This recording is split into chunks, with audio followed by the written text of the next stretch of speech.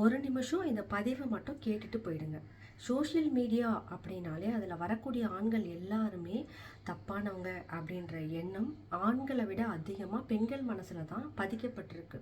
அப்படி இல்லைங்க. Social media அப்படின்றது ஒரு புத்தகம் மாதிரி. எந்த புத்தகத்தை நம்ம கையில் எடுக்கிறோமோ அதோட ரிப்ளை தான் நம்மளுக்கு கிடைக்கும். இதே சோஷியல் மீடியாவில் தான் நல்ல என்னை மகன்னு சொல்லக்கூடிய அப்பாக்கள், நிறைய அண்ணன்கள், நிறைய தம்பிகள், என்னை அம்மான்னு கூப்பிடக்கூடிய நிறைய பிள்ளைகள், நல்ல நண்பர்கள் தான் கிடச்சிருக்காங்க. எல்லாருமே ஆண்கள் தான்.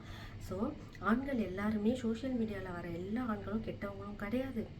வீட்டில் இருக்கக்கூடிய பெண்களும் இன்றைக்கி நம்ம பிள்ளைகளுக்காக என்னோட உயிரை கூட எடுத்துக்கிட்டு என் பிள்ளைங்களோட உயிரை காப்பாற்றுன்னு சொல்லக்கூடிய தாய்கள் வாழக்கூடிய இதே சமூகத்தில் தான் அற்ப சந்தோஷத்துக்காக பிள்ளைகளோட உயிரை கூட எடுத்துட்டு போகக்கூடிய பெண்களும் இருக்காங்க. ஸோ நல்லது கெட்டது ரெண்டுமே இதே சமூகத்தில் தான் இருக்குது. நாம் எதை எடுக்கிறோமோ அதுதான் நம்மளுக்கு கிடைக்கும்.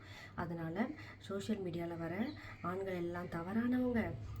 அதனால தான் இவங்க சோகமாக இருக்காங்க, இவங்களுக்கு பிரச்சனை, இந்த மாதிரிலாம் பெண்களே சொல்லாதீங்க. ஒரு பெண்ணுக்கு ஒரு பெண் தான் எதிரி. இதை நிறைய விஷயத்தில் நானே பார்த்துருக்கேன்.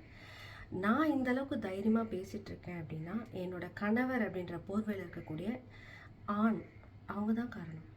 ஸோ ஆண் பெண் ரெண்டு பேருமே சமம் தான். ஆண்கள் எல்லாருமே தப்பானவங்க, பெண்கள் எல்லாருமே சிறந்தவங்கன்னு எதுவுமே கிடையாது. எல்லாமே கலந்து தான் இருக்குது. நாம் எதை தேர்ந்தெடுக்கிறோமோ அதுதான் நம்மளுக்கு கிடைக்கும். நீங்கள் என்ன நினைக்கிறீங்க? கமெண்ட் செக்ஷனில் கமெண்ட் பண்ணிவிடுங்க.